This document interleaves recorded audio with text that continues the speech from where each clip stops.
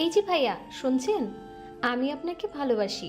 কথাটা কানে যেতেই অবাক হয়ে পেছনে ফিরল আবির। দেখতে পেল ওর ঠিক সামনেই দাঁড়িয়ে আছে একটি মেয়ে, মাথা নিচু করে রাখা।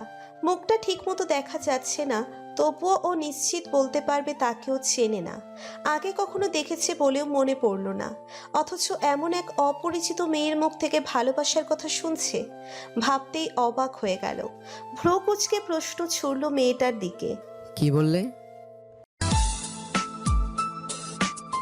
আমাদের ভয়েস অফ নয়ন ইউটিউব চ্যানেলের রোমান্টিক লাভ স্টোরি গল্প শুনতে এখনই আমাদের চ্যানেলটি সাবস্ক্রাইব করে রাখুন।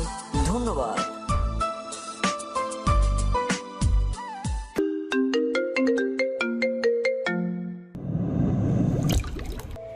বলেছি আমি আপনাকে ভালোবাসি। বলেই আবারও মাথা নিচু করে ফেলল মেয়েটা। আবির অবাক চোখে তাকালো। এক পলকের জন্য ওর চেহারাটা দেখতে পেয়েছে।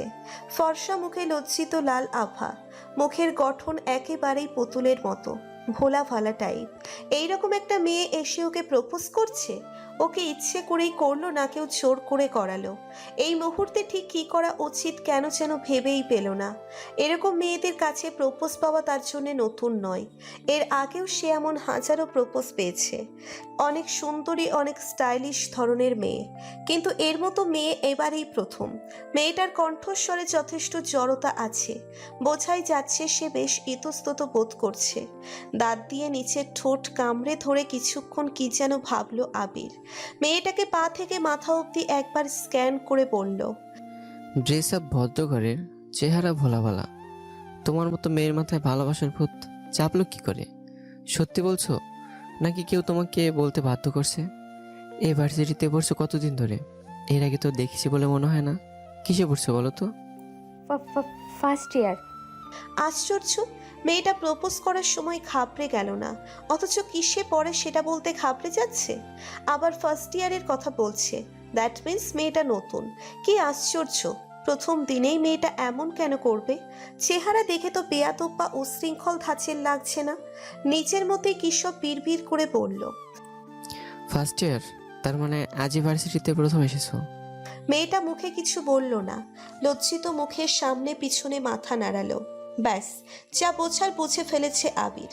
মেয়েটা অবশ্যই ইচ্ছে করে ওকে প্রপোজ করতে আসেনি, কারণ এই ভার্সিটির কারো এত সাহস নেই ওকে এসে প্রপোজ করবে, সেটা ওর সম্পর্কে জেনে শুনে হোক বা না জেনে। হঠাৎ করেই মাথায় খুন চেপে গেল ওর, কঠিন গলায় জিজ্ঞেস করলো, তোমাকে এখানে কে পাঠিয়েছে? কে বলেছে আমাকে প্রপোজ করতে? তুমি নিশ্চয়ই নিজে থেকে আসোনি। ঠিক করে বলো কে পাঠিয়েছে। ওর ধমকে কেঁপে উঠল মেয়েটা, কিন্তু মুখে কিছুই বলল না, মাথা নিচু করে দাঁড়িয়ে থাকলো। ওর নীরবতা দেখে রাগে গা চলে যাচ্ছে আবিরের। ইচ্ছে করছে ঠাটিয়ে একটা চড় মারুক মেয়েটার গালে। কত বড় সাহস ওকে এসে প্রপোজ করে!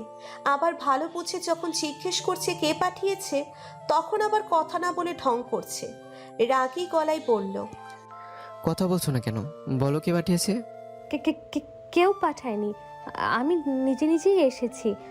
আমার আপনাকে ভালো লেগেছে, তাই আমি আপনাকে ভালোবাসি। ভালোবাসো আমায়? ওহ নো, ভালোবাসা আমায় ফুট। ভার্সিটিতে প্রথম দিন এসেই ভালোবাসা হয়ে গেছে? বারে কি স্পিড! 4G নেটওয়ার্কও দেখে ফেল মারবে। তা কি দেখে ভালোবাসলে শুনি? ছেলেটার ব্যঙ্গধ্বনি শুনে মাথাটা আরো নিচু করে ফেললো মেয়েটা। মুখ দিয়ে আরো একটা কথাও বেরোলো না। তাই দেখে আবিরের যেন ধৈর্যের বাঁধ ভেঙে গেল। কিছু ভাবতে পারলো না, মুখে যা আসে তাই বলে গেল মেয়েটাকে। এই তোমাদের মতো কিছু মেয়ের জন্যই আজ মেয়ে জাতি উচ্ছনে যাচ্ছে। তোমাদের মতো কিছু ফাজিল বেয়াদব অসভ্য মার্কা মেয়ের জন্যই মেয়েরা তাদের প্রাপ্য সম্মান পায় না। আর তোমাদের এই সকল ভালোবাসার জন্য হাজারো ছেলেকে বকে যেতে হয়। তোমাদের কাছে ভালোবাসার কোনো দামই নেই। এটাকে নিয়ে যা তা বলতে তোমাদের বাধে না। কি যেন বলছিলে তুমি? আমাকে ভালোবাসো বলি ভালোবাসার মানে বুঝো তুমি? ফার্স্ট ডেতে এসে সিনিয়রদের সম্মান না করে প্রেমের প্রস্তাব দাও। How seamless! বেয়াদব অসভ্য মেয়ে কোথাকার। গড়গড় করে কথাগুলো বলে সামনে তাকাই আবির। দেখতে পাই মেয়েটার মাথা এখনো নিচু করে রাখা, আগের চেয়েও অনেক বেশি নিচু করা। ও হঠাৎ চিৎকার করে ধমকে ওঠে, কি হলো? এখনো দাঁড়িয়ে আছে যে? তোমার কি মান সম্মান বোধ নেই, নাকি নিজেকে বাজারে সস্তা পণ্য বলে মনে হয়? এখনো দাঁড়িয়ে আছো কোন সাহসে? আর অপমান হতে মন চাইছে? এখনো হাতে সময় আছে, যা বলছি। প্রচণ্ড জোরে ধমক দেয় আবির। মেয়েটাকে এবারে একবারের জন্যও মাথা তুলতে দেখা যায়। সে রক্তিম মুখে তাকালো ওর দিকে। মুখটা ঠিক কী কারণে রক্তিম তা বোঝা যাচ্ছে না। রাগ নাকি লজ্জায়, কিন্তু মেয়েটার চোখে পানি, ছলছল করছে চোখ দুটো। দাঁত দিয়ে ঠোঁট কামড়ে নিচের কান্না আটকানোর চেষ্টা করছে। আবির আরও কিছু বলতে যাবে তার আগেই হঠাৎ উল্টো ঘুরে দৌড় দিল মেয়েটা। প্রচণ্ড বেগে চুলগুলো উড়িয়ে দিয়ে চলে গেল কোথাও। যাবার সময় বারবার বাহাতে চোখ মোছার চেষ্টা করলো, কিন্তু থামলো না। ছুটে বেরিয়ে গেল ওর দৃষ্টিকোণ থেকে। যত সব ফাজিল মেয়ে, কোথা থেকে যে আসে না এরা, জাস্ট রিডিকুলার্স। বলতে বলতেই শ্বাস ছাড়ে আবির। রাগ হয়ে প্যান্টের পকেটে হাত ঢুকিয়ে দেয়। বের করে আনে একটা বেনসনের প্যাকেট, সাথে একটা ম্যাচ। প্যাকেট থেকে একটা সিগারেট বের করে ঠোঁটের মাঝে আটকে নেয়। ম্যাচ থেকে একটা লাঠি বের করে ঠুকে আগুন জ্বালিয়ে নেয় তাতে। তারপর জ্বলন্ত কাঠিটা খুব সাবধানে ঠোঁটের কাছে এনে বের করে রাখা সিগারেটে আগুন জ্বালায়। টোকা মেরে উড়িয়ে দেয় আগুন সহ কাঠিটাকে। সেটা উড়ে গিয়ে কোথায় যে যায় সে খেয়াল আর রাখে না। মাথা থেকে সব চিন্তা ছেড়ে ফেলে সিগারেটটা হাতে নেয়। 2 আঙ্গুলের ফাঁকে বিশেষ কায়দায় সেটাকে ধরে রেখে আবারও ঠোঁটে ছুঁইয়ে নেয়। লম্বা লম্বা টান দিতে দিতে ধোঁয়া বের করে নাক মুখ দিয়ে। সে যে সব সময় সিগারেট খায় তা না, মাঝে মাঝে খায়। যখন প্রচণ্ড রাগ আর বিরক্ত হয় কোনো কিছুতে, তখন তাতে রাগ কমে বলে মনে হয় না। তবে সাময়িক কালের জন্য সিগারেটের ধোঁয়ার সাথে রাগটাও উড়ে যায়। বর্তমানে সেই চেষ্টাই করছে ও, রাগটাকে দমন করতে, মেজাজটাকে স্বাভাবিক করতে। কারণ একটু পরেই ওকে পার্টি অফিসে যেতে হবে। দলের নতুন নেতা কে হবে তাই নিয়ে আলোচনা বসবে আজ। খুব সিরিয়াস একটা বিষয়, গুরুত্বপূর্ণ আলোচনা করা হবে। এমন জায়গায় কিছুতেই মেজাজ খারাপ করে যাওয়া যায় না। দেখা গেল একটুতেও ক্ষেপে গিয়ে উল্টোপাল্টা কিছু বলে বসলো। ব্যাপারটা ভালো দেখাবে না, তাতে নিজের ইমেজ খারাপ হয়ে যাবে। সিগারেটে টান দিতে দিতেই আনমনে হেঁটে যায় আবির। আশেপাশে তাকায় না, নিজের মতো করে হাঁটতে হাঁটতে এগিয়ে যায় পার্টি অফিসের দিকে। হাঁটুতে মুখ গুজে রেখে ফুপিয়ে ফুপিয়ে কাঁদছে প্রাপ্তি। আজ তার ভার্সিটিতে প্রথম দিন ছিল। ফার্স্ট ইয়ারে ফার্স্ট ক্লাস। কত আশা, কত স্বপ্ন সাধন করেছিল এই দিনটার জন্য। ভার্সিটি লাইফ স্বাধীনতার এক অন্য নাম। চিরকাল বাবা মায়ের সাথে থেকে স্কুল কলেজে জীবন শেষ করেছে। ধরা বাঁধা জীবন, কোথাও কোনো স্বাধীনতা ছিল না। মা বাবা যা বলেছে তাই করেছে। নিজে থেকে কিছু বলবার বা করবার জো ছিল না। তাই সব সময় অপেক্ষা করেছিল ভার্সিটি লাইফের জন্য। মা বলতেন, আগে ভালো করে লেখাপড়া কর, ভালো একটা ভার্সিটিতে চান্স পেয়ে নে, তারপর আমি তোর সব ইচ্ছে পূরণ করব। তখন তুই তোর ইচ্ছে মতো চলিস, আমি বাধা দেব না। প্রাপ্তি তখন হাসি মুখেই মেনে নিয়েছে সব। অনেক চেষ্টা খাটাখাটনি করে চান্স পেয়েছে ঢাকা ভার্সিটিতে, ওর স্বপ্নের ভার্সিটি, স্বপ্নের সাথে পথ চলার জন্য। কিন্তু প্রথম দিনেই ওর সেই স্বপ্নের 12:15 বেজে গেছে। সিনিয়রদের পাল্লায় পড়ে শিকার হতে হলো র্যাগিংয়ের। মান সম্মানের ভয়ে যে মেয়ে জীবনে কখনো যেটা করেনি, কখন কোনো ভুল হয়ে যায় এই ভেবে কখনোই কোনো ছেলের দিকে ফিরেও তাকায়নি, আজ সিনিয়রদের পাল্লায় পড়ে সেই মেয়েই কিনা একটা অচেনা ছেলেকে প্রপোজ করে ফেললো। আর সেই ছেলেটা কত খারাপের খারাপ, কি সুন্দর করে ওকে অপমান করে ছেড়ে দিল। বিনা হারপিকে একেবারে ধুয়ে ছাড়লো। ভেবেই বারবার কান্না পাচ্ছে ওর। মনে মনে পণ করে ফেললো জীবনে আর কোনো দিনও ওই ছেলের দিকে ফিরেও তাকাবে না, আর ওই বজ্জাত সিনিয়রগুলোর ধারে কাছেও যাবে না। যে রাস্তায় ওরা যাবে, যেখানে ওদের ছায়া পড়বে, তার আশেপাশেও ঘেঁষবে না, কিছুতেই না।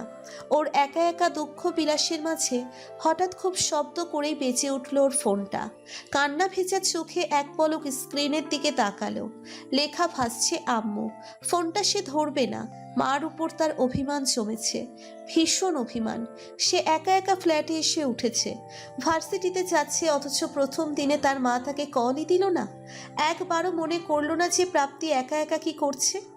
তার ভার্সিটির প্রথম দিন কেমন গেল সেটা শোনার কোনো আগ্রহই দেখালো না। কাঁদতে কাঁদতেই একবার জোরে নাক টেনে নেয় প্রাপ্তি।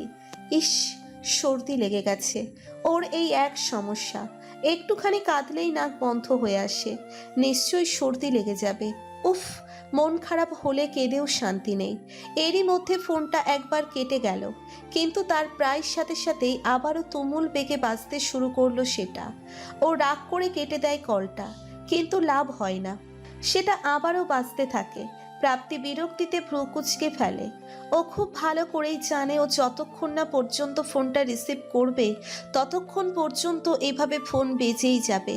তার মা মিসেস মমতার মধ্যে বিরক্তি ব্যাপারটা একেবারেই নেই।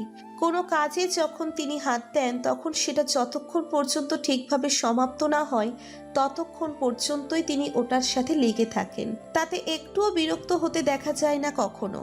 সম্ভবত তার মায়ের বিরক্তি নামক সিস্টেমটিই নেই। ভেবেই একটা হতাশ নিঃশ্বাস ত্যাগ করে প্রাপ্তি। ফোনটা রিসিভ করার আগে একটুখানি কেশে নিয়ে গলা পরিষ্কার করে। তারপর মেজাজটাকে বাজখাই করে বলল, তুমি আমাকে কল করেছো কেন? হ্যাঁ, কল দিছো কেন? সারাটা দিন কেটে গেল, আমি একা একা ঢাকায় এসে উঠেছি, একবারও কল দিয়ে খোঁজ নিলে না তুমি। তাহলে এখন কেন কল দিয়েছো? এতক্ষণে আমার কথা মনে পড়েছে তোমার? তা পড়লো কেন? না পড়লে কি খুব ক্ষতি হয়ে যেত? আরে বাবা থাম তো, একেবারে এত কথা বলিস কেন? একটু শ্বাস নে, তারপর কথা বল। কথা বলবো? কিসের কথা বলবো? কোনো কথাই নেই তোমার সাথে। আমি আর কথা বলবো না তোমার সাথে। ফোন কেটে দাও বলছি, এক্ষুনি কেটে দাও। আমাকে কাটতে কেন বলিস? তোর হাত নেই, তুই কাট। কথাটা শুনেই ফোঁস করে শ্বাস ছাড়ে ও। তার মা এমনই, ব্যবহারটা এমন যেন ও তার মেয়ে নয়, জিগের কি দোস্ত। শুধু ওর মাই নয়, ওর বাবাও ওরকম একজন মানুষ। তাদের সাথে ওর সম্পর্ক একদম বেস্ট ফ্রেন্ডের মতো। কথাটা শুনে অনেকেই হয়তো চমকাবেন, কিন্তু ঘটনা আসলেই সত্যি। প্রাপ্তি আর ওর পরিবার এমনই। ওর অভিমানকে পাত্তা দিল না দেখে আরো বেশি ক্ষেপে গেল প্রাপ্তি। দাঁত কটমট করে বলল, ঠিক আছে, আমি কাটছি। আর একবারও কল দিবে না তুমি, তাহলে ব্লক মারবো কিন্তু, এই বলে দিলাম। আচ্ছা ঠিক আছে, আমিও আর কল দিব না, কিন্তু দেখিস ঝামেলায় পড়লে আবার আমাকে বলতে আসবি না। যাও যাও, দরকার নেই তোমার। আমার সমস্যা আমিই মিটিয়ে নিতে পারি। বলে আর একটু সময় নেয় না ও। মমতাকে একটা কথা বলার সুযোগ না দিয়েই কলটা কেটে দেয়। মায়ের উপর অভিমান হচ্ছে খুব। মা এমন কেন? বন্ধুর মতো আচরণ না করে মায়ের মতো করতে পারে না? সব সময় ওকে এভাবেই রাখিয়ে দেয়। ভেবেই মন খারাপ করে ফোনটা বেডের দিকে ছুঁড়ে মারে। কান্নাকাটি করে মাথা ব্যথা হয়ে গেছে। ওয়াশরুমে গিয়ে ফ্রেশ হওয়া দরকার। তুই তো আজকাল বড্ড খারাপ হচ্ছিস প্রাপ্তি। একা একা ঢাকায় গেলি, ভার্সিটিতে ক্লাসও করলি, কই একবারও তুই নিজে থেকে কল দিলি না। বাড়ি থেকে যাওয়ার সময় দেখলাম খুব খুশি, ঢাকায় যাচ্ছিস একলা একলা থাকতে, সেই আনন্দ তোর ধরেই না। এদিকে আমি যে মন খারাপ করলাম, সে খোঁজ নিয়েছিস? আর আজ তোকে কল করিনি বলে এত অভিমান? এটা কোনো কথা বল? নিজের বেলায় 16 আনা, পরের বেলায় কাঁচকলা। মেসেজটা ওর মায়ের নাম্বার থেকে এসেছে, মানে তিনি নিজে পাঠিয়েছেন। ভেবেই খুব খুশি হয়ে ওঠে ও। মায়ের অভিমান দেখে মুচকি হাসে। মনটা ভালো হয়ে গেছে তার। এতক্ষণে নিজেকে খুব ফ্রেশ লাগছে, বড্ড শান্তি পাচ্ছে মনে। আসলে মিসেস মমতার মমতাময়ী বাণী ওর মন ভালো করে দিতে যথেষ্ট। ওর সকল অভিমান ভাঙতেও একাই 100। রাত বাজে 1:39। এত রাতে বাড়ির দরজার সামনে এসে দাঁড়িয়ে আছে আবির, কিন্তু ভেতরে ঢোকার সুযোগ হচ্ছে না, কারণ দরজা তো বন্ধ। এত রাতে কেই বা ওর জন্য দরজা খুলে রাখবে? সবারই তো ঘুম নামক বস্তুর প্রয়োজন আছে, মস্ত প্রয়োজন। আবির চিন্তিত মুখে দরজার দিকে তাকিয়ে আছে। একবার করে কলিং বেলের উপর হাত রাখছে, কিন্তু সুইচ টেপার সাহস পাচ্ছে না। সুইচ টিপে দিলেই তো সর্বনাশ। মা ঠিক জেগে উঠবেন, তারপর শুরু হবে তার রাগারাগি মেগা এপিসোড। এই মাঝরাতে তার কমেডি শো দেখতে ওর একদমই ইচ্ছে করছে না, তাই কলিং বেল না বাজিয়ে চুপচাপ দাঁড়িয়ে আছে। অবশ্য দাঁড়িয়ে থেকেই বা লাভ কি? বেল না বাজালে বা কাউকে না ডাকলে দরজা খুলবেটাকে? একটা কাজ অবশ্য করা যায়, আদ্রিকে কল দেওয়া যায়। ও নিশ্চয়ই ঘুমোচ্ছে না, আজকালকার মেয়েরা এত তাড়াতাড়ি ঘুমোয় না। রাত জেগে বয়ফ্রেন্ডের সাথে চ্যাট করে সারা রাতে বাবু সোনা জান প্রাণ বলতে বলতে মুখে ফেনা তুলে ফেলে। তারপর ভোরের দিকে 1 গ্লাস পানি খেয়ে দেয় ঘুম। পানি খাওয়াটা অবশ্যই জরুরি, কারণ রাতভর প্যাচাল পারতে পারতে গলা শুকিয়ে যায়।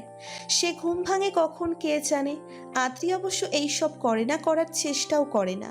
তবে সারা রাত জাগে, জেগে জেগে বই পড়ে। এটাই তার ওয়ান অ্যান্ড অনলি কাজ। 2বার রিং হতেই কল রিসিভ করলো আদ্রিতা। বিরক্তি মাখা কণ্ঠে বলল, হ্যালো ভাইয়া, বল আজ রাতেও কি ফিরবি না? বিছানায় কোলবালিশ চাপা দিয়ে রাখবো? শোন, মা কিন্তু তাহলে ঠিকই টের পেয়ে যাবে। সন্ধ্যের দিকে বেশ কয়েকবার তোর ঘরে চেক করে গেছে, তোকে না দেখে মনে মনে কিন্তু ভীষণ খেপেছে। মায়ের রাগের কথা খুব ভালো করেই জানে আবির। হুট করে রাগারাগি করেন, যখন করেন তখন হুঁশ জ্ঞান থাকে না, যা খুশি তাই করেন। ইভেন এত বড় বড় ছেলে মেয়ের গায়েও হাত তোলেন। গায়ে হাত তোলা মানে বেশি কিছু না, শুধু 2-1টা চড় মারা। তার ধারণা এটাতে তার বাচ্চারা অপমানিত, লজ্জিত হবে, কারণ মারের মধ্যে চটটাই হচ্ছে সবচেয়ে অপমানকর। আর এত বড় দামড়া বাচ্চাদের মারের ব্যথায় থাকে, অপমান গায়ে লাগে বেশি। ওদের ভাষায় যাকে বলে হয় প্রেস্টিজ পাংচার। আবার মারামারির 2-1 ঘন্টার মধ্যেই তার মন বদলে যায়। রাগ পড়ে গিয়ে নিজের কাজের জন্য শুরু হয় অনুশোচনা। তখন সেই দুঃখের ঠেলাই তার স্ট্রোকের মতো হয়। যতক্ষণ পর্যন্ত না তখন ছেলে মেয়েকে আদর করে দেন, ততক্ষণ পর্যন্তই তার এই স্ট্রোক ফিলিংসটা থাকে। তাই আবির আদ্রিতা এই রাগের নাম দিয়েছে হাওয়াই মিঠাই রাগ। তার মা মিসেস আসিয়া বেগম এরকমই কি যেন চিন্তা করে বলল, এই শোন, আমি বাসার দরজার সামনে দাঁড়িয়েছি, তুই এসে দরজাটা খুলে দিয়ে যা। আমি চুপচাপ করে আমার ঘরে চলে যাব, মা একটু টের পাবে না। ভাইয়ের কথা শুনে বিরক্ত হলো আদ্রিতা।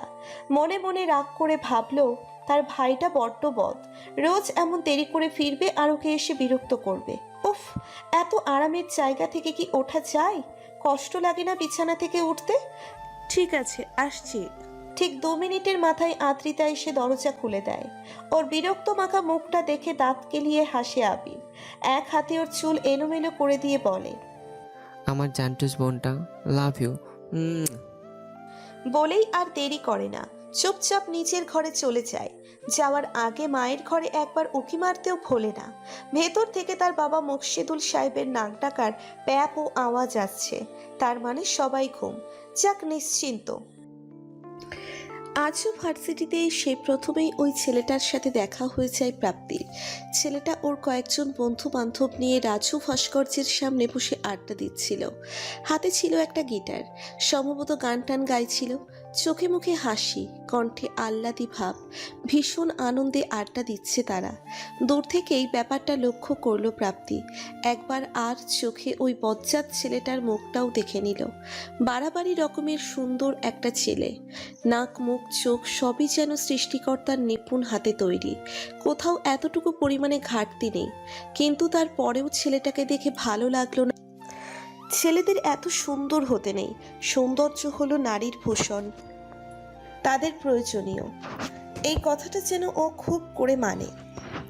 তাই আবিরের মতো বাড়াবাড়ি রকমের সুন্দর ছেলেকে দেখেও ভালো লাগলো না ওর। যত সব ঢং, গিটার হাতে রোমিও। আপন মনে বিড়বিড় করতে করতে জায়গাটা ছেড়ে চলে গেল প্রাপ্তি।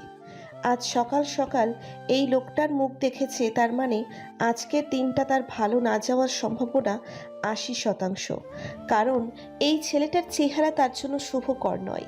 প্রথম দিনেই তার সুন্দর নমুনা পেয়েছে। ক্লাসগুলো ভালোই হলো, টিচারগুলো ভীষণ ভালো, সবচেয়ে বড় কথা খুব সুন্দর বোঝাতে পারেন। সত্যি এরাই দেশের টপ টিচার্স, দেশের শিক্ষাদানের কাণ্ডারি। ক্লাস করতে করতেই একটা মেয়ের সাথে খুব খাতির হয়ে গেল ওর। বেশ মিশুক টাইপের একটা মেয়ে, নাম আদ্রিতা। অল্প সময়ের মধ্যেই তার সাথে বেশ ভালো সম্পর্ক গড়ে উঠল তার। আদ্রিতারা 2 ভাই বোন। ছোটবেলা থেকেই ওরা ঢাকায় থাকে। পুরানো ঢাকায় ওদের বাবার বেশ কিছু দোকান আছে।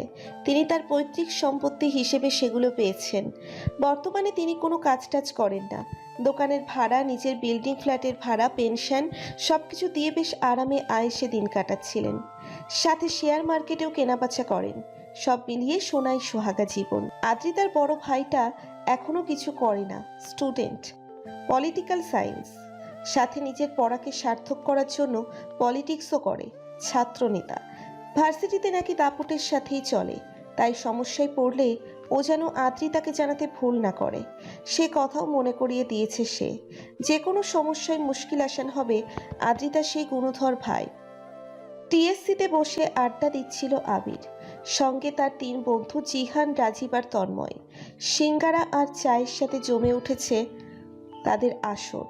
আজ এদের 3 জনের মনেই বেশ খুশি খুশি, কারণ আবির এবারের ছাত্র ইউনিয়ন নির্বাচনে তার দল থেকে মনোনয়ন পেয়েছে। ব্যাপারটা নিয়েই মূল আনন্দ ওদের। ওরা যখন নিজেদের মধ্যে কথা বলায় ব্যস্ত, তখন হঠাৎ টেবিলের উপরে কেউ জোরে একটা বাড়ি মারল। আচমকা শব্দ শুনে কেঁপে উঠল সবাই। আবির চমকালো না, শুধু ভ্রু কুঁচকে সামনের ব্যক্তিটির দিকে তাকিয়ে রইল। ওদের সামনে দাঁড়িয়ে আছে শামীম, আবিরের প্রতিপক্ষ দলের একজন সদস্য। এবারের নির্বাচনে সেও মনোনয়ন পেয়েছে এই দল থেকে। কিরে, হঠাৎ টেবিলের উপর ডুগডুগি বাঁধাছিস, ঘটনা কি? এতই যখন স্বাদ, তখন একটা কিনে নিলে তো পারিস। আবিরের ব্যঙ্গ উক্তিতে সূক্ষ্ম চোখে তাকায় শামীম, পরক্ষণেই ডেফিল স্টাইলে বলে, খেলা তো এইবার হবে মাম্মা, মনোনয়ন তো পাইছি, একবার জিততে দে, তারপর দেখ তোর কি হাল করি। ডুগডুগি তো তখন বাজাবো। তোর ভাব দেখে মনে হচ্ছে খালি মনোনয়ন না, নির্বাচনে জিতে গেছিস। শোন, এখনই এত লাফাস না, পরে দেখা গেল নির্বাচনে 1 ভোটও পেলি না তখন। কথার সূক্ষ্ম অপমানে ফোঁস করে নিঃশ্বাস ছাড়ে শামীম, দাঁত কটমট করে বলল, আমার ভোটের চিন্তা ছেড়ে নিজের চিন্তা কর, দেখিস এবার জয় আমিই পাবো, আর তুই বসে বসে আঙুল চুষবি। বলেই হো হো করে হেসে উঠল শামীম, তবে আর দাঁড়ালো না। ওদের আর কিছু বলার সুযোগ না দিয়েই চলে গেল মানে এক প্রকার পালিয়েই গেল, কারণ ও খুব ভালো করেই জানে আর কিছুক্ষণ থাকলে আবিররা ওর ইজ্জতের ফালুদা বানিয়ে ছাড়বে। ওর এমন ইঁদুর প্রস্থানে অট্টহাসিতে ফেটে পড়ল আবিরেরা। রাজীব হাসতে হাসতেই বলল, পাগলের সুখ মনে মনে, বুঝছিস আবির? ওই পাগল মনে মনে স্বপ্ন দেখে আর সুখ পাই। তা যা বলেছিস, পাগল একটা। তাল মেলায় চিহান। ওদের কথায় আবারও হেসে ওঠে সবাই, হাসি মজায় মেতে ওঠে আড্ডা। লাইব্রেরির দিকে যাচ্ছিল প্রাপ্তি, একটা বইয়ের ওর জরুরি দরকার। আশেপাশে তাকানোর সময় নেই, ঊর্ধ্বশ্বাসে ছুটছে ও। ছুটতেই হঠাৎ ঠাস করে আওয়াজ হলো, কোনো একজনের সাথে ভীষণ চড়ে যেন ধাক্কা খেলো। আচমকা এমনটা হওয়ায় ভয় পেয়ে চোখ দুটো খিচে বন্ধ করে ফেলল প্রাপ্তি, কিন্তু পড়ব করে পড়ল না। কে যেন ওর হাতটা ধরে আছে। চোখ মেলে তাকাতেই দেখতে পেল সেদিনের সেই ছেলেটা ওর হাত ধরে আছে। সেটা দেখেই বিস্ময়ে হা হয়ে গেল ওর মুখ। স্তম্ভিত চাহনিতে তাকিয়ে রইল ওর দিকে। আবিরও তাকিয়ে আছে, তার দৃষ্টিতেও বিস্ময়। তবে কিছুক্ষণের মধ্যেই সেই ভাব কেটে গেল। ভ্রু কুঁচকে ওর ধরে রাখা হাতের দিকে তাকিয়ে পড়ল। আজব মেয়ে তো তুমি, নিজেকে কি ফিল্মের হিরোইন ভাবো? হাত ধরে আছি দেখে কি মনে করছো? ঠিক করে দাঁড়া বলছি। হঠাৎ করেই ধমক দিয়ে দেয় ওকে। প্রাপ্তি যেন চমকে ওঠে, আবারও বিস্ময়ে ওর মুখের দিকে তাকায়, কিন্তু হাত ছাড়ে না বা ঠিক হয়ে দাঁড়ানোর কোনো লক্ষণই পাওয়া যায় না। তাতে আরও বেশি বিরক্ত হয় আবির, দাঁতে দাঁত পিষে বলে, তুমি কি ঠিক হয়ে দাঁড়াবে, না আমি হাত ছেড়ে দেবো?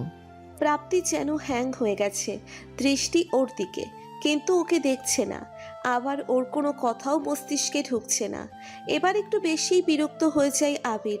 রাগ হয়ে হাতটা তো ছেড়ে দেয়ই, সাথে একটা ধাক্কাও মেরে বসে।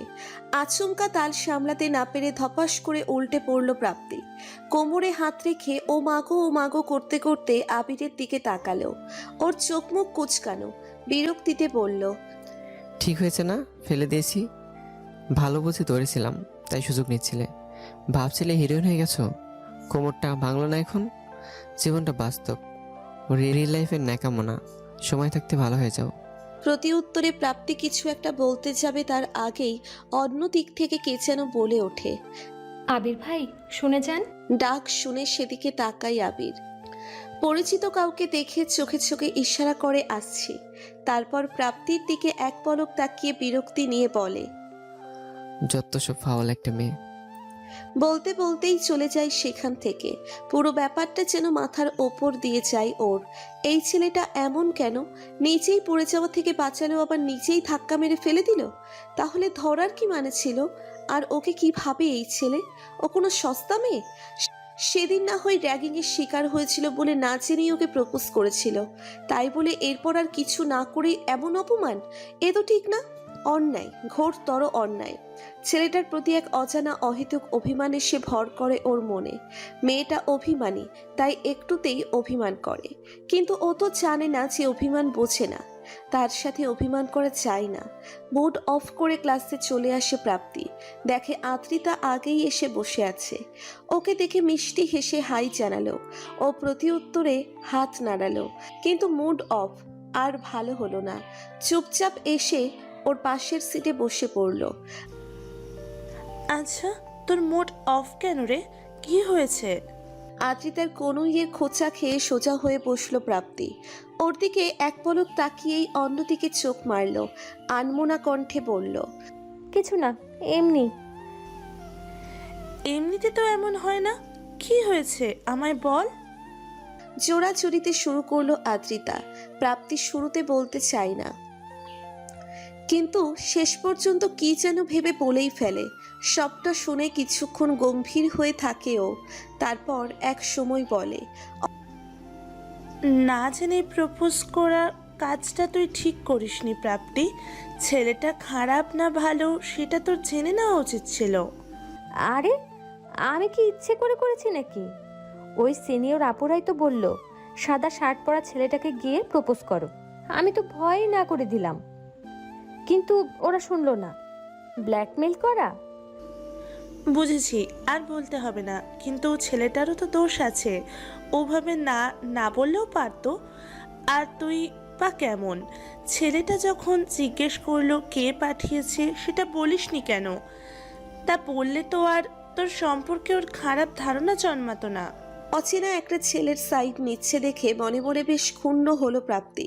বানিয়ে বানিয়ে আবির সম্পর্কে অনেক কিছু বলল, যেন আবির সম্পর্কে ওর খারাপ ধারণা হয় আর ওর সাপোর্ট করে। এতে অবশ্য কাজ হলো। আদ্রিতা বলল, ঠিক আছে, টেনশন নিস না, ছেলেটাকে আগে খুঁজে নি, তারপর দেখাবো মজা।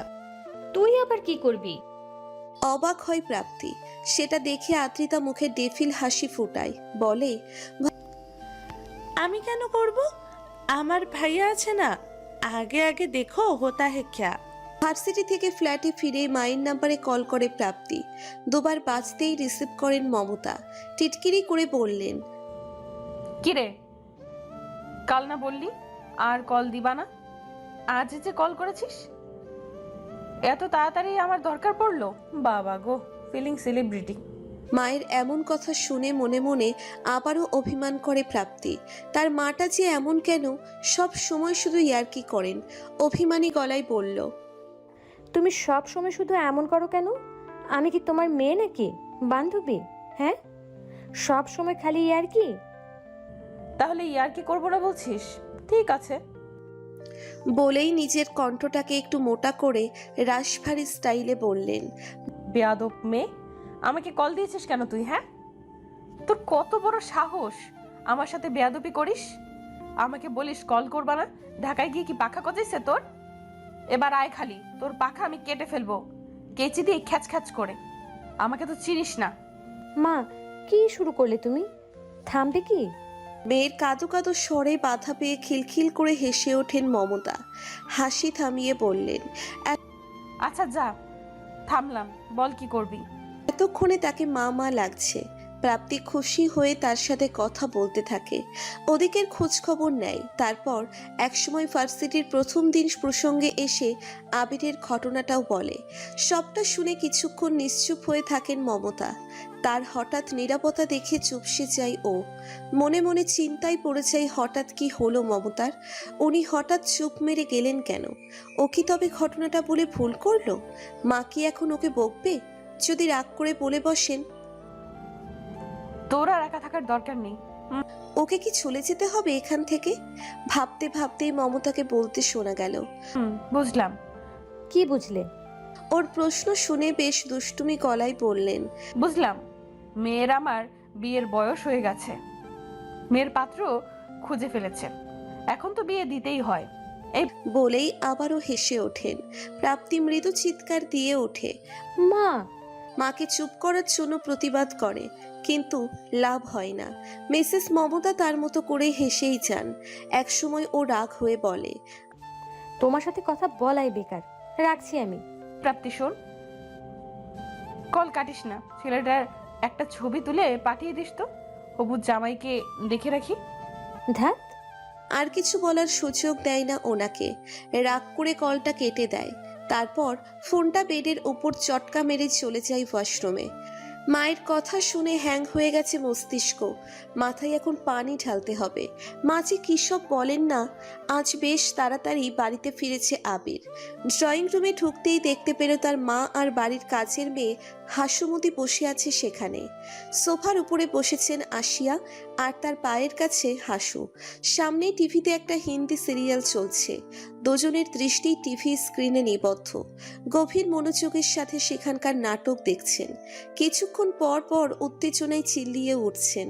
তাদের গভীর মনোযোগে ছেদ ঘটালো না আবির। চুপচাপ সোফার পিছনে গিয়ে সিঁড়ির দিকে হেঁটে চলে গেল।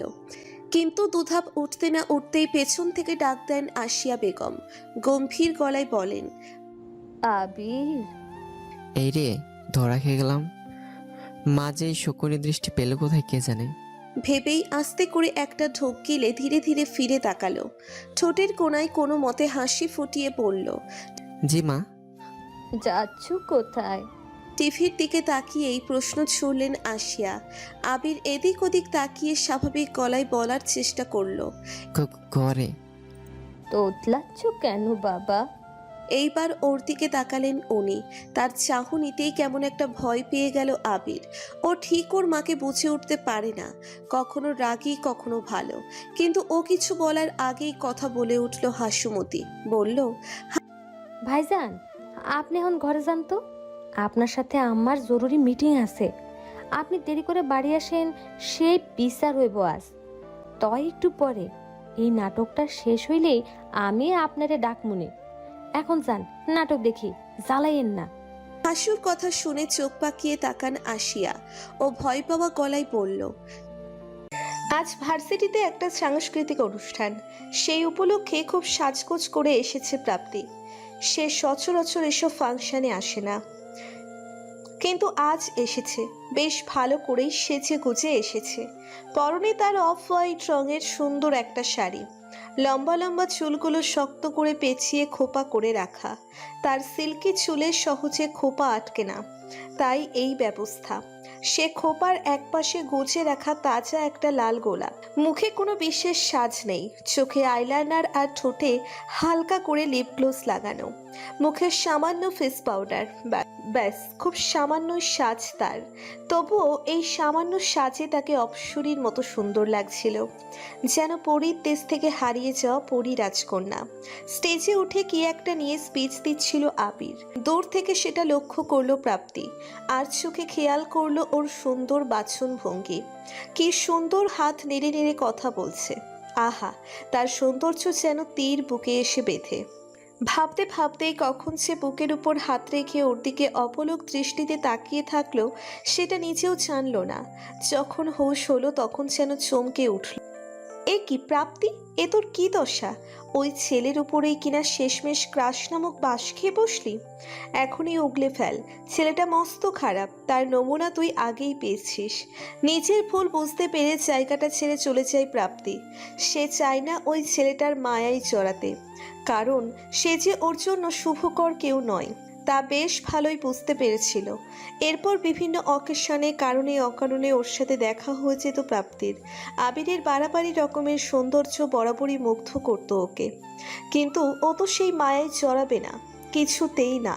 কিন্তু সর্বনাশ যখন অবশ্যম্ভাবী, তখন কি আর কোনো কিছু করেই তাকে ঠেকানো যায়? প্রাপ্তির সর্বনাশ লেখা হয়ে গিয়েছিল আবিরের নামেই। তার চোখেই নিচের সর্বনাশ প্রত্যক্ষ করেছিল প্রাপ্তি, কিন্তু ঠেকাতে পারেনি, কারণ প্রেম নামক রোগে সে তখন মারাত্মকভাবে সংক্রমিত। কিছুতেই মাথা থেকে ছেড়ে ফেলা যায়নি আবির ইস্তিয়াককে। ছাত্র ইউনিয়ন নির্বাচনে শেষ পর্যন্ত আবিরই জিতে গেছে। শুধু জিতেছে তা নয়, শামিনকে লেজে গোবরে করে হারিয়েছে। শামিন যতই ফটর ফটর করে সে নিজেও জানতো এবার অবশ্যই আবির জিতবে। যাই হোক, এটা নিয়ে সে নতুন করে কোনো ঝামেলা পাকায়নি, কারণ তাতে তার ক্ষতির সম্ভাবনাই বেশি ছিল। সেটাও নিশ্চয়ই জানতো, আর নিজের ভালো পাগলেও বোঝে। আজকাল মাথায় আর নতুন কোনো চিন্তা নেই আবিরের, খুব চিল মুডে আছে সে। তাই হয়তো প্রেম নামক রোগটা তাকে এসেও আঘাত হানলো। সুখে থাকতে ভূতে কিলানোর মতো তার ঘাড়ের উপরও প্রেম ভূত এসে ভর করলো। ভূতের নাম প্রাপ্তি। সাংস্কৃতিক অনুষ্ঠানের দিন প্রথম ওই মেয়েটার রূপ মাধুর্যে মুগ্ধ চোখে তাকিয়েছিল আবির, কিন্তু পুরনো ঝগড়াঝাটির রেশ টেনে আর নতুন করে কিছু করতে মন সায় দেয়নি। এরপর আবারও দেখলো ওকে অন্য রূপে, অন্যরকম ভঙ্গিতে। যতবারই দেখে ততবারই মুগ্ধ হয়। বুকের বাপাসে অনুভব করে চিনচিনে ব্যথা। কই, আগে যখন দেখতো তখন তো এমন হতো না, তখন তো কোনো ফিলই আসেনি। এখন কেন হয়? তাহলে কি এটা অন্য কোনো সংকেত দিচ্ছে ওর হৃদয়ে? জীবনে বসন্ত আগমনের জানান দিচ্ছে? জানে না আবির, তবে ধীরে ধীরে বুঝতে পারে ওই মেয়েটাকে না হলে ওর আর চলছে না, কিছুতেই না। কি মেয়েটাকে জীবনে দরকার পড়েছে খুব। বর্তমানে আবিরের সামনে দাঁড়িয়ে আছে প্রাপ্তি, লজ্জায় তার মাথা নামিয়ে রাখা। আবির তাকিয়ে আছে তার দিকে, দুজন নেই চুপচাপ, মুখের রাটা নেই। ভাবছেন এদের আবার কি হলো? আসল ঘটনা কি দাঁড়ান বলছি। গত 2-3 দিন আগে আবিরের ঠিকানায় একটা চিঠি আসে। সুন্দর হাতে লেখার সুন্দর একটি প্রেমপত্র। পত্রের ভাষা আনাড়ি, তবে তাতে রসবোধের কমতি নেই। চিঠিটা অনেকটা এমন: তুমি কি জানো, তোমার চেহারার বাড়াবাড়ি রকমের সৌন্দর্য আমায় মুগ্ধ করে। তুমি কি জানো, তোমার হাসিটা দেখলেই আমার বুকে ব্যথা শুরু হয়। অবাক হচ্ছ? তোমায় তুমি করে বলছি বলে অবাক হওয়ার কিচ্ছু নেই। ভালোবাসার মানুষকে আপনি করে বলতে হয় না, তাই আপনি ছেড়ে সোজা তুমিতেই নামলাম। তুমিও আমায় তুমি করে বলবে, ঠিক আছে? কেন বলবে? কারণ আমি তোমাকে ভালোবাসি, তোমার প্রেমে পড়েছি। তোমার প্রেম নামক রোগটা আমায় ভীষণভাবে সংক্রমণ করে ফেলেছে।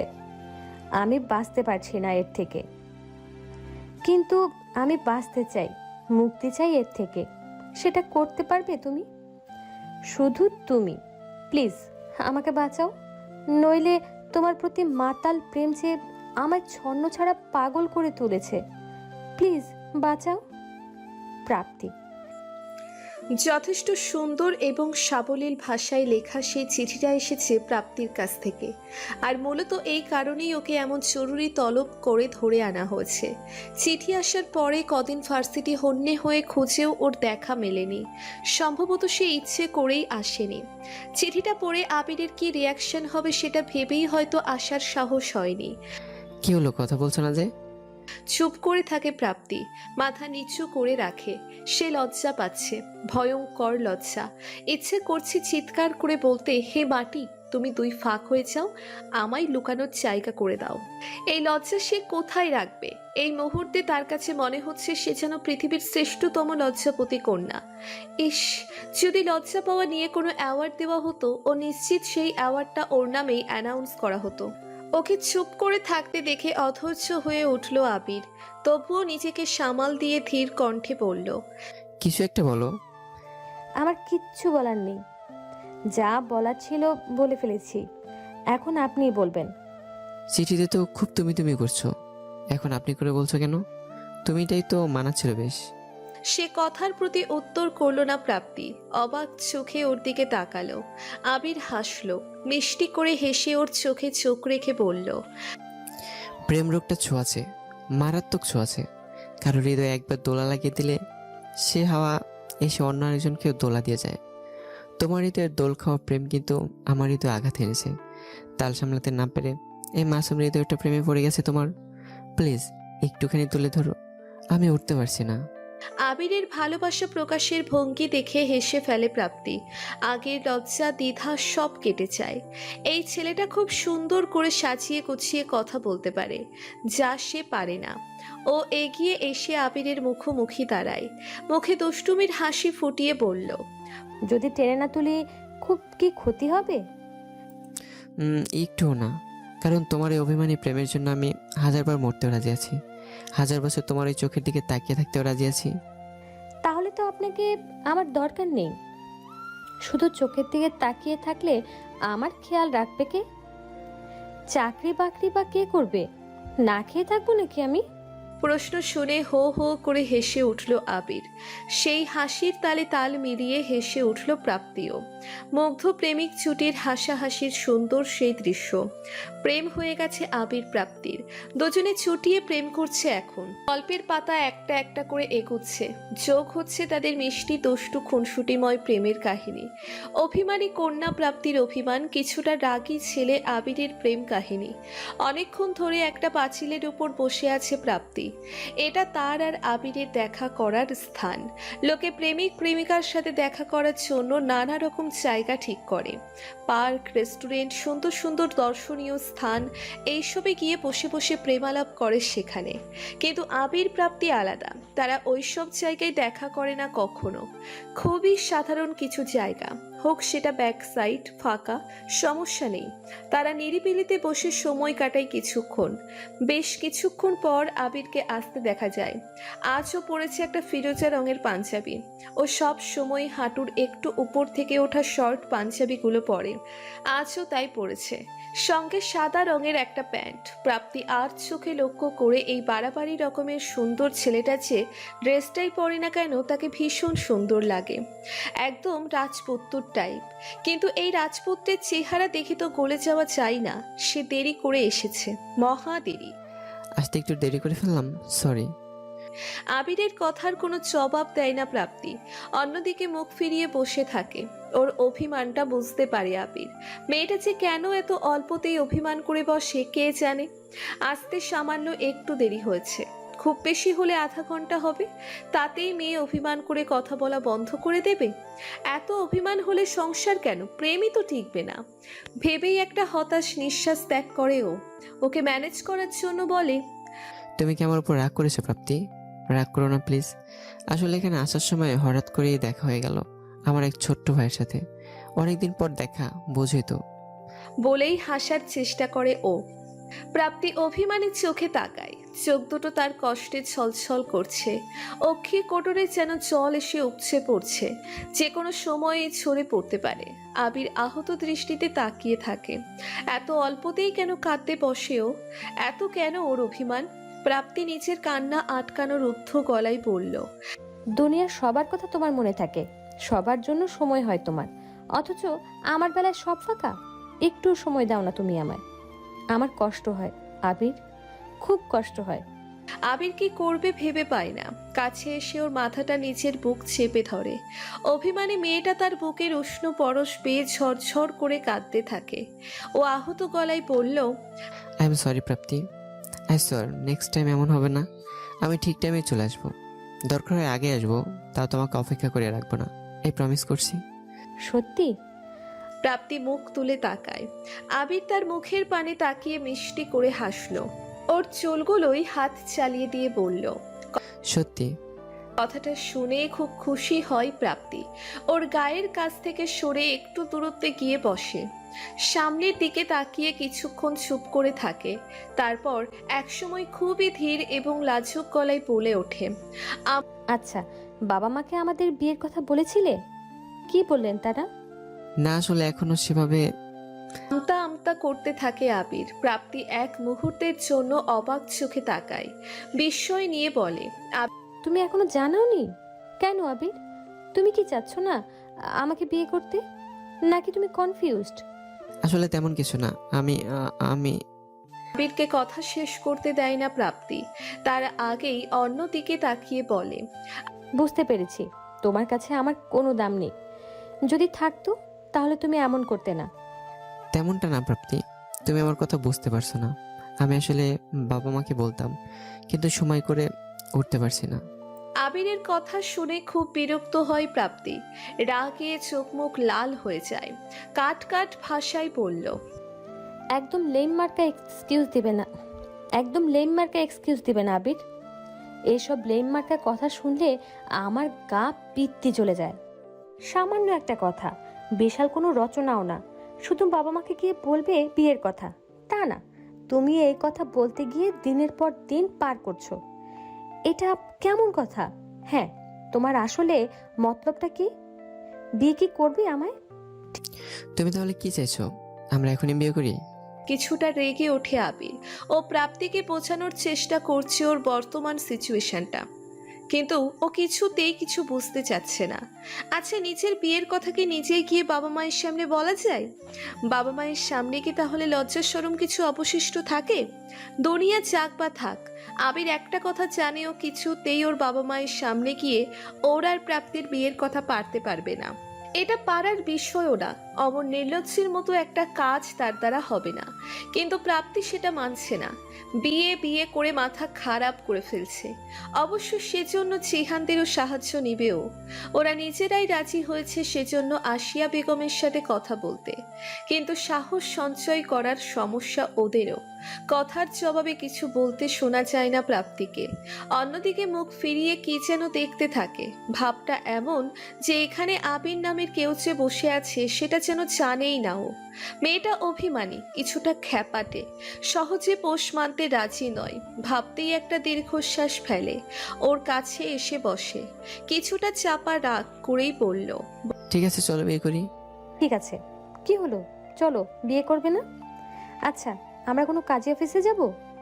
কাছে পিঠে কোথাও যাই?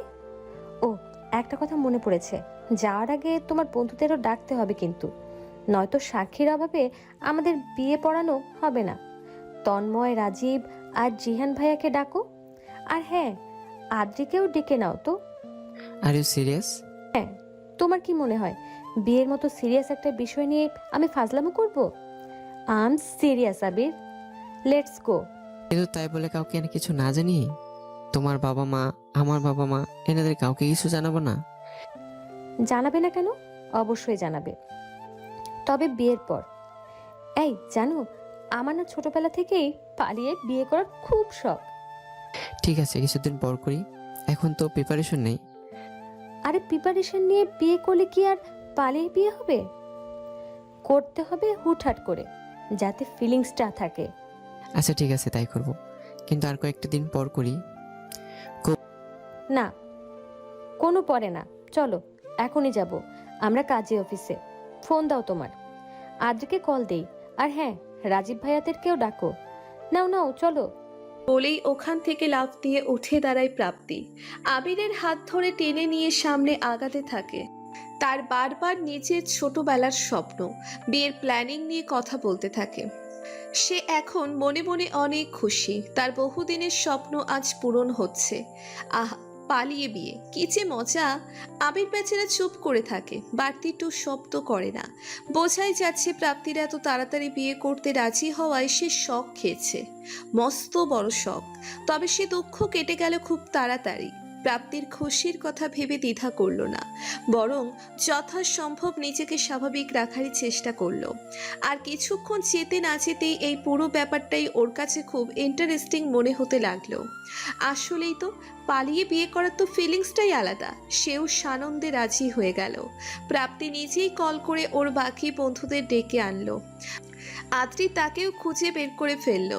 সবাইকে বলা হলো আজ ওরা বিয়ে করবে, পালিয়ে বিয়ে। ওরা আসতেই সবাই একসাথে রওনা হলো কাজী অফিসের উদ্দেশ্যে। আজ আবির প্রাপ্তির বিয়ে। বিয়ে পড়ানো ব্যাপারটা নিয়ে মনে মনে বেশ মজা পাচ্ছে প্রাপ্তি, সাথে লজ্জাও।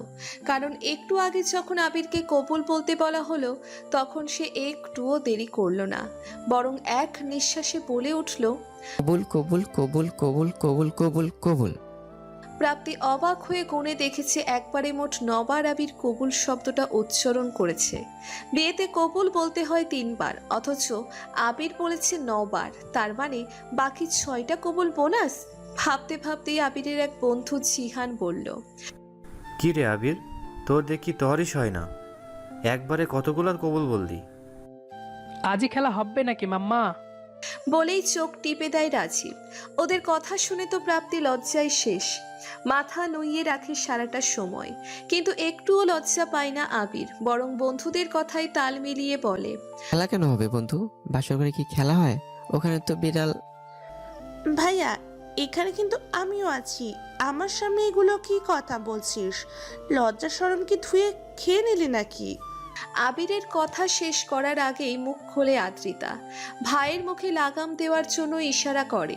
ব্যাপারটা বুঝে আসতেই কিছুক্ষণের জন্য চুপ করে আবির। কথা সত্য, ছোট বোনের সামনে এসব কথা বলতে নেই, তাতে নিজের ইজ্জতেরই ফালুদা, কাবাব, কোপ্তা, পোলাও আর কত কি যে হয়।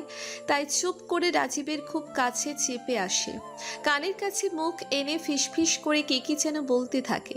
কি বলছে সেটা শোনার জন্য কান বাড়িয়ে দেয় জিহান আর তন্ময়। চার বন্ধুতে মিলে কি বলে আর হাসে। মাঝে মাঝে খানিকটা লজ্জা পেতে দেখা যায় আবিরকে। লজ্জা পেয়ে ঘাড় চুলকায়, তা দেখে আরও হাসে জিহান আর রাজীব। কাজী অফিস থেকে বেরিয়ে ওরা যায় একটা রেস্টুরেন্টে।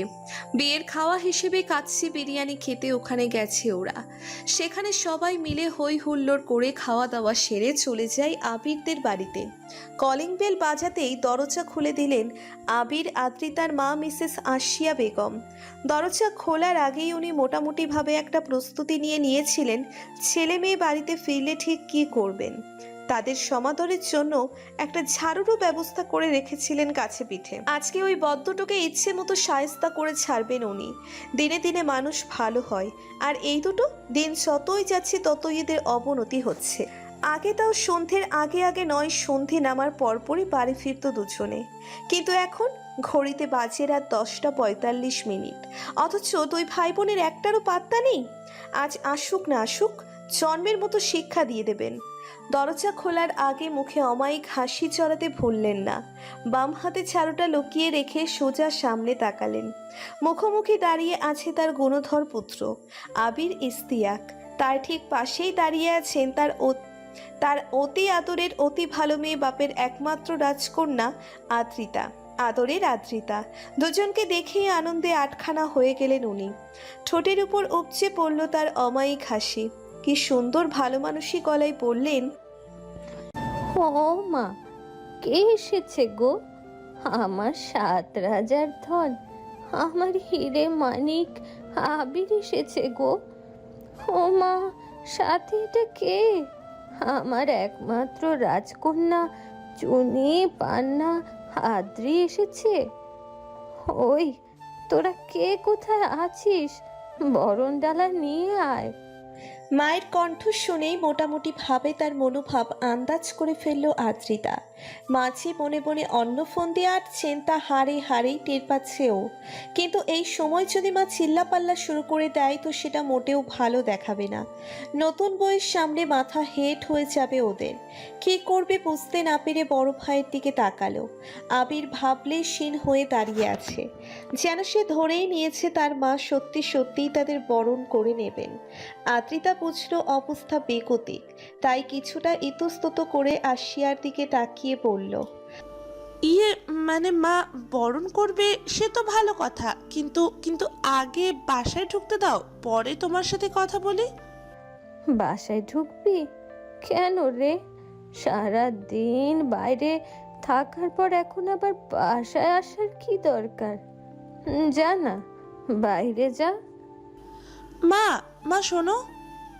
বলেই এগিয়ে যায় আদ্রিতা। আশিয়া বেগমের কানের কাছে মুখ এনে ফিসফিস করে কী যেন বলে। উনি প্রথমে কিছুতেই শুনতে চাইলেন না, কিন্তু শেষ পর্যন্ত ওর জোড়াজুড়িতে শুনতে বাধ্য হলেন। সবটা শুনে হঠাৎই চিৎকার করে উঠলেন উনি। দরজা ছেড়ে দৌড়ে চলে গেলেন ড্রয়িং রুমের দিকে। তারপরই শোনা গেল তার চিৎকার চেঁচামেচির আওয়াজ। তার একমাত্র ছেলে বিয়ে করে ফেলেছে। কাউকে কিছু না জানিয়ে নিজেই এমন একটা কাণ্ড করে বাসায় এসেছে রাত 11টায়। হাই হাই, এই দিন দেখার জন্যই কি তিনি ওদের কোলে পিঠে করে এত বড় করেছেন? ইত্যাদি ইত্যাদি বিষয় নিয়ে তিনি তুমুল হইচই শুরু করলেন বাড়ির ভিতর। আওয়াজ শুনে ছুটে এলো কাজের মেয়ে হাসুমতি। সবটা শুনে সেও থম মেরে গেল, আর সমান তালে চিৎকার করতেই লাগলেন আশিয়া। মেয়ের মুখ দেখার প্রয়োজনও মনে করলেন না। নিজের মতো করে ক্ষোভ দুঃখ বেদনা প্রকাশ করাই ব্যস্ত হয়ে পড়লেন। সুযোগ বুঝে চুপচাপ নিজের ঘরে চলে গেল আদ্রিতা। সারাদিন বহু ধকল গেছে, এখন তাকে ফ্রেশ হয়ে নিতে হবে। তাছাড়াও আজ তার ভাই বিয়ে করেছে, বাড়িতে নতুন বউয়ের আগমন ঘটেছে, বাসর ঘর সাজানো থেকে শুরু করে বিয়ের কত শত কাজ আছে না, সবই তো তাকে করতে হবে। তাই কোনো কিছু না ভেবেই ছুটে গেল ঘরে। আগে নিজে একটু ধাতস্থ হয়ে তারপরেই ভাইয়ের ঘর সাজাবে। ততক্ষণে নিশ্চয়ই আসিয়া বেগমেরও মাথা ঠান্ডা হয়ে যাবে। আর ও খুব ভালো করেই জানে আসিয়া বেগম এখন যতই রাগুক না কেন প্রাপ্তির মুখ দেখার পর সেসব ভুলে যাবেন, কারণ প্রাপ্তির মিষ্টি মুখটা দেখলে ওর উপর রাগ করে থাকা অসম্ভব। এদিকে বসার ঘরের অবস্থা এখনো তুলকালাম। সোফার এক কোণায় বসে আছে আবির, ফোন হাতে নিয়ে সমান তালে ফোন স্ক্রল করে যাচ্ছে। এদিকে যে তার মা চিৎকার চেঁচামেচি করে তাণ্ডব লীলা বাঁধিয়ে ফেলছেন, সেদিকে তার কোনো ভ্রুক্ষেপ নেই। আর বেচারা প্রাপ্তি খাম্বার মতো দাঁড়িয়ে আছে রুমের আর এক প্রান্তে, ঘোমটার আড়ালে মুখটা ঢাকা পড়েছে। এর মধ্যে একবারও তার শাশুড়ি আম্মা তার কাছে আসেননি, একবারও তার মুখ দেখতে কিংবা তার সম্পর্কে কিছুই জানতে চায়নি। সেসব কিচ্ছুটি না করে শুধুমাত্র চিৎকার করে বাড়ি মাথায় উঠাচ্ছেন। আর ওদিকে আবির, সেও কিচ্ছুটি না বলে চুপচাপ ফোন স্ক্রল করে যাচ্ছে। আরে বাবা, তুই বিয়ে করে এসেছিস, তোর দায়িত্ব নেই? তোর মাকে তুই সামলাবি না তো কি প্রাপ্তি সামলাবে? আশ্চর্য। প্রাপ্তি অসহায় চোখে আবিরের দিকে তাকালো। বহুক্ষণ হলো সে এভাবেই দাঁড়িয়ে আছে, একটুও নড়াচড়া করেনি, হাত পায়ে ছিম ধরে গেছে। ওদিকে রাতও হচ্ছে অনেক, অথচ এবারের কোনো সমস্যায় সমাধান হচ্ছে না। কেউ ওকে নিয়ে কিছুই বলছে না। ও যে নিজে থেকে কিছু একটা বলবে বা করবে, সেটাও সাহসে কুলাচ্ছে না। ওর অসহায় মুখের দিকে একবার ফিরেও তাকালো না আবির, নিজের কাজে ব্যস্ত হয়েই থাকলো। একসময় আসিয়া বেগম ক্লান্ত হয়ে সোফার এক কানিতে বসে পড়লেন। তিনি এখন কাঁদছেন, ছেলে তাকে না জানিয়ে বিয়ে করেছে সেই শোকে কাঁদছেন। প্রাপ্তি আবারও আবিরের দিকে চাইল, কিন্তু এবারেও লাভ হলো না। ইতস্তত করে এদিক ওদিক তাকালো। দেয়ালে ঘুরতে ঘুরতে এক সময় চোখ পড়ল কিচেনের দিকে। দরজায় দাঁড়িয়ে আছে হাস্যমতি, সে হাত উঁচিয়ে ওকে ইশারায় ডাকছে। কে করতে হবে ভেবে না পেয়ে নিচের শাশুড়ির দিকে তাকালো ও। তিনি এখনো মাথা নিচু করে কাঁদছেন দেখে বড্ড মায়া লাগলো। ধীর পায়ে হেঁটে কিচেনের দরজায় এসে দাঁড়ালো। ও আসতেই হাসুমতি একটা কাচের গ্লাস হাতে ধরিয়ে দিল ওর। গ্লাস ভর্তি শরবত, সেটা দিয়েই ইশারায় আসিয়া বেগমের কাছে যেতে বলল। ও যেন ভয় না পায় সেজন্য চোখে চোখে আশ্বাসের বাণীও শোনালো। প্রাপ্তি কুণ্ঠিত হয়ে এগিয়ে গেল আসিয়া বেগমের কাছে, হাতের গ্লাসটা বাড়িয়ে দিয়ে কম্পিত কণ্ঠে উচ্চারণ করলো, মা এটা খেয়ে নিন, অনেকক্ষণ ধরে চিৎকার করছেন, এতে আপনার শরীর খারাপ করবে। এটা খান প্লিজ। আমি মানছি আমি অন্যায় করেছি, আপনাদের না জানিয়ে কাজটা করা, তার জন্য আপনি আমাকে যা শাস্তি দেবেন আমি মাথা পেতে নেব, কিন্তু এখন এটা খান প্লিজ। প্রাপ্তির মায়ামাখা কণ্ঠ শুনে অবাক হলেন আসিয়া। স্তম্ভিত চাহনিতে ওর মুখের দিকে তাকালেন। কি সুন্দর মিষ্টি চেহারার মেয়ে, কণ্ঠটাও কি সুমিষ্ঠ আর তীক্ষ্ণ। মেয়েটার হাতে ওটা কি? জুসের গ্লাস? কার জন্য এনেছে? আসিয়ার জন্য? তাকে তাকিয়ে থাকতে দেখে একটু সাহস পেল প্রাপ্তি। মৃদু চোর দিয়ে বলল, নিন মা, খান। বলেই গ্লাসটা হাতের কাছে এগিয়ে দিল। আসিয়া এক পলক তাকালেন, তারপর হাতে নিলেন গ্লাসটা। জোসে চুমুক দিতে ভাবলেন মেয়েটা তো ভীষণ সুন্দর, চেহারা যেমন সুন্দর কণ্ঠটাও তেমন। আবার হাতে জুস ধরিয়ে দিল, মানে ম্যানার্সও ভালো, তার প্রতি যত্ন নিল। এমন রূপে গুণে গুণান্বিত একটা মেয়েকে তার ছেলে বিয়ে করেছে? সত্যি? শুধু এই জন্যই তিনি এতক্ষণ ধরে চিৎকার করে গলা ফাটালেন?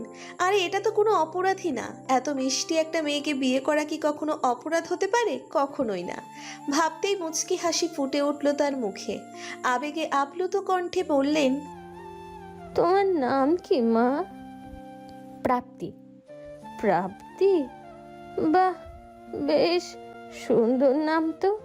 উনি খুশি হয়ে আরও কিছু বলতে যাবেন তার আগেই রুমের ভেতর ঘটে গেল আর একটা ঘটনা, যাতে আবির সহ সবাই অবাক চোখে তাকালো।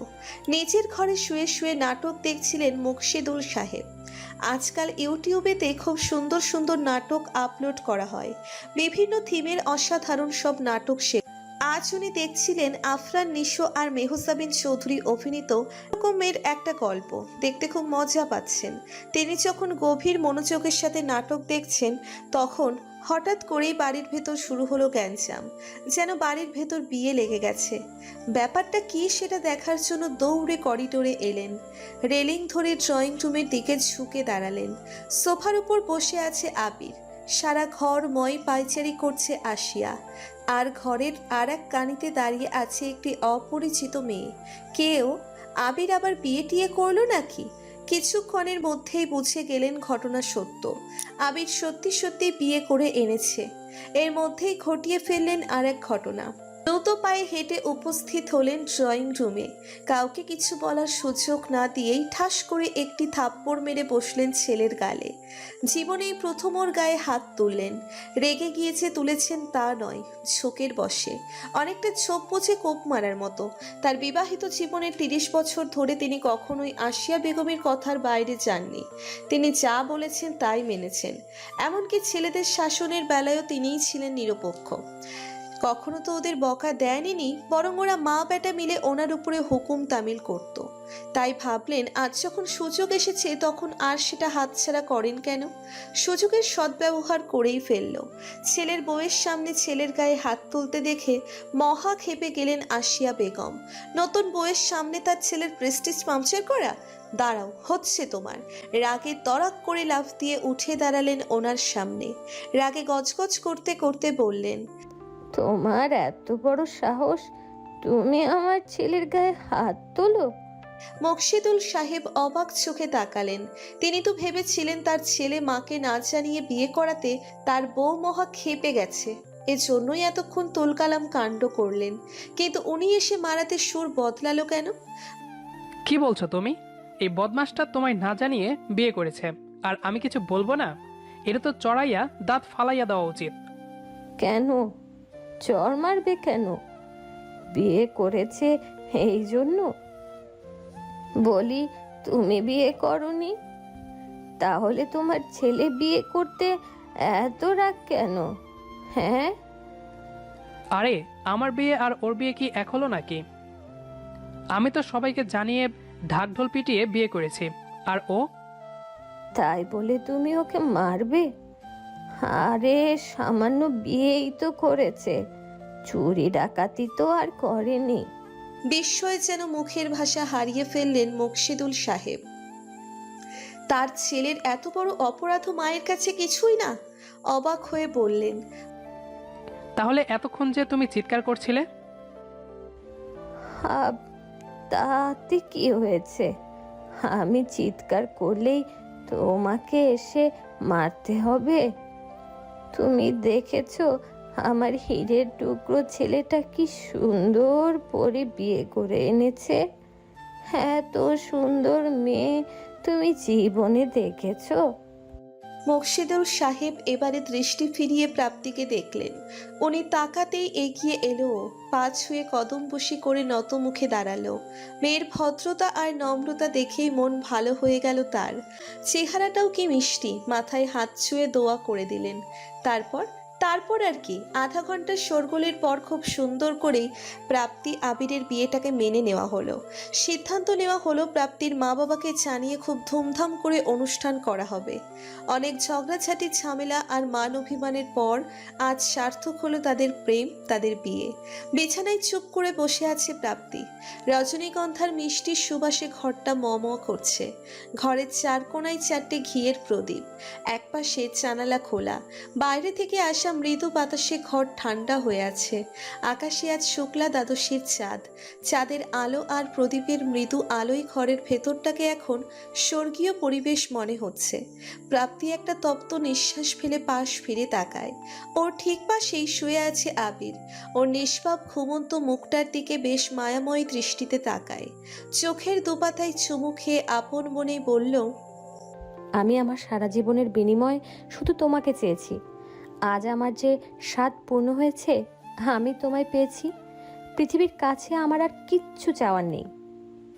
2 বছর পর ওটি রুমের সামনে দাঁড়িয়ে আছে আবির। প্রাপ্তিকে ভেতরে ঢোকানো হয়েছে।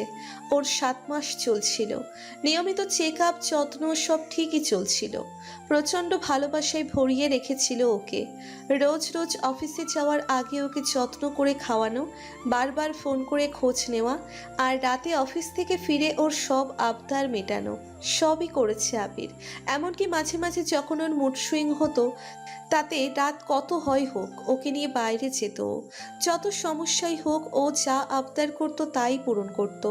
বেশ সুখ আর হাসি আনন্দেই কাটছিল তাদের জীবন। আজও যথারীতি তাদের পূর্বের নিয়মেই সব হচ্ছিল। সকালবেলা প্রাপ্তিকে খাইয়ে দিয়ে অফিসে চলে যায় ও।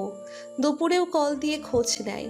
তখনও সব ঠিকঠাক ছিল, কিন্তু বিকালের দিকেই হঠাৎ করে কল দেন আসিয়া বেগম। ও রিসিভ করতেই হন্তদন্ত হয়ে বাসায় ফিরতে বলেন। প্রাপ্তির নাকি লেবার পেইন শুরু হয়েছে।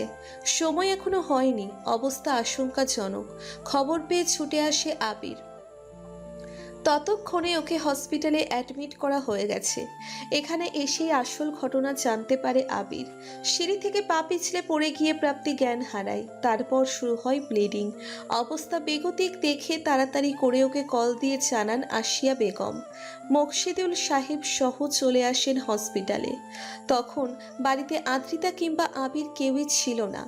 আদ্রিতা ছিল ভার্সিটিতে আর আবির তো অফিসে। হঠাৎ ঘাড়ের উপর কে যেন হাত রাখে ওর।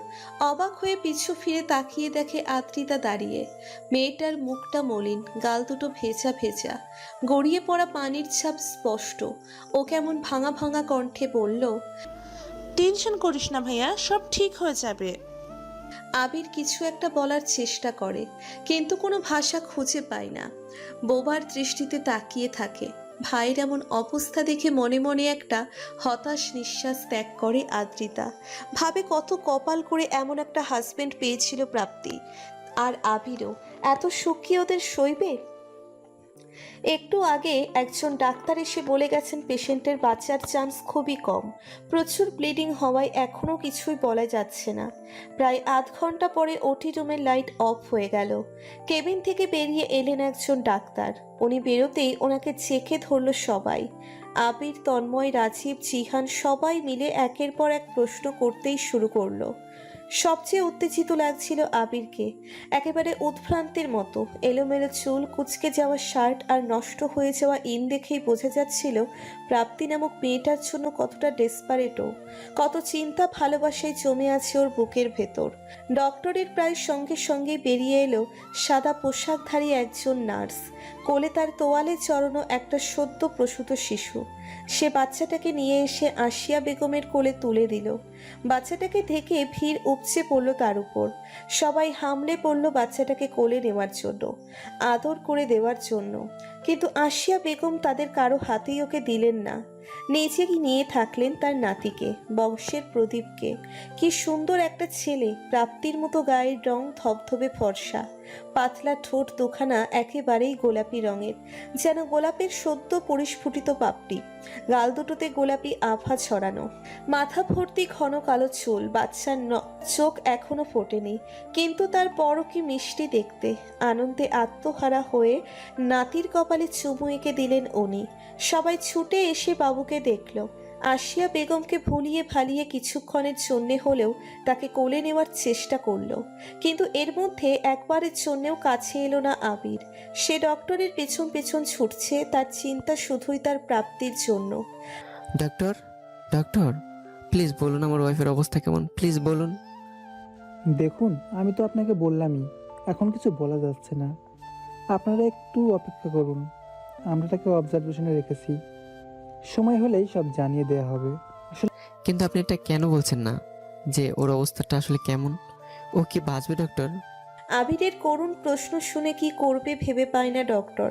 সত্যিটা উনি কিছুতেই বলতে চান না, কারণ তাদের পেশেন্টের রিলেটিভসরা অনেক বেশি ভেঙে পড়েন। তারপরও আবিরের এমন উৎকণ্ঠা দেখে বলতে বাধ্য হলেন, সত্যি কথা বলতে কি, মিসেস ইস্তিয়াকের অবস্থা খুবই আশঙ্কাজনক। 7 মাসের ডেলিভারিতে প্রিম্যাচিউর বেবি হয়েছে। তাতেও খুব একটা সমস্যা ছিল না, কিন্তু ওনার তো অ্যাক্সিডেন্টলি এমনটা হয়েছে।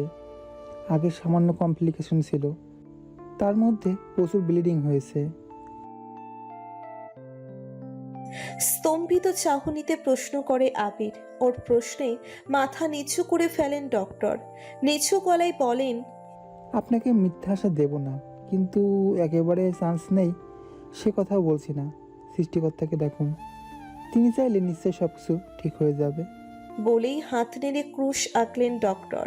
মানে উনি খ্রিস্টান, গড উইল সেভ হার এই প্রার্থনা করে ধীরে ধীরে চলে গেলেন। আর অবাক চোখে তাকিয়ে থাকলো আবির। তখন আসরের নামাজের পর মসজিদ থেকে নামাজ পড়ে বেরিয়ে এসেছে আবির। পরনে সাদা রঙের পাঞ্জাবি, মাথায় সাদা টুপি।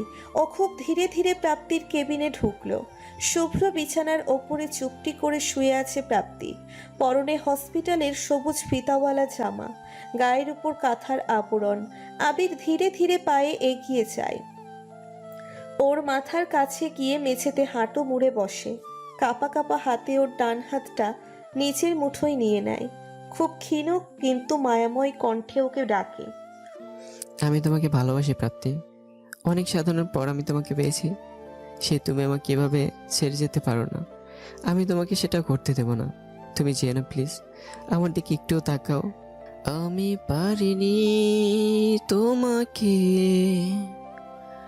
আমার করে রাখতে, আমি পারিনি তোমাকে আবার আমার করে রাখতে।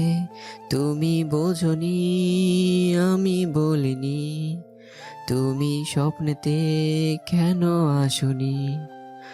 আমার অভিমান তোমাকে নিয়ে সব গেয়েছি। গানে গানে সুরে সুরে কত কথা বলেছি তোমাকে। ধীরে ধীরে কণ্ঠ ক্ষীণ হয়ে আসছে ওর। এখন আর গাইছে না, চুপ হয়ে গেছে। গিটারের তারের সাথে লেগে কখন যে হাত কেটে গেছে ও বুঝতেই পারেনি। কাটা আঙ্গুল থেকে এখন রক্ত ঝরছে, সেদিকে খেয়াল নেই। হাতের ব্যথা সম্পর্কে সে সম্পূর্ণ উদাসীন। আস্তে আস্তে কোলের ওপর থেকে গিটারটা সরিয়ে রাখলো। ধীর পায়ে টিফান থেকে উঠে গিয়ে ব্যালকনির রেলিং ধরে দাঁড়ালো। চুপচাপ দৃষ্টি রাখলো আকাশের দিকে। ওই দূর আকাশে এখন অনেক তারা, তারায় তারায় মেলা বসেছে যেন। এর মধ্যে কোন তারাটা তার প্রাপ্তি, তার অভিমানী প্রাপ্তি? আচ্ছা, ওই যে উজ্জ্বল তারাটা জলজল করে তাকিয়ে আছে, ওইটা বুঝি প্রাপ্তি? ও বুঝি এখন ওর দিকে তাকিয়ে আছে আর মিটমিট করে হাসছে, বলছে, কি মিস্টার পলিটিশিয়ান, কি করছেন? আমায় ছাড়া থাকতে বুঝি কষ্ট হচ্ছে আপনার? আবির খেয়াল করে তারাটা হাসছে। আশ্চর্য, তারাটার জায়গায় এখন ফুটে উঠেছে প্রাপ্তির হাস্য উজ্জ্বল মুখের প্রতিচ্ছবি। আবির অভিমান করে বলে, তুমি হাসছো? তোমার বুঝি খুব খুশি খুশি লাগছে? তুমি সবসময় আমার উপর অভিমান করতে প্রাপ্তি। আমি তোমার সেই মান ভাঙাতাম, কিন্তু কখনো আমি তোমার উপর অভিমান করিনি, করতে পারিনি। আজ আমি অভিমান করছি, খুব করে করছি। তুমি খুব খারাপ অভিমানী কন্যা, ভীষণ খারাপ। তাই আমাকে এভাবে একা করে চলে যেতে পারলে? তোমার জন্য খুব কষ্ট হচ্ছে আমার।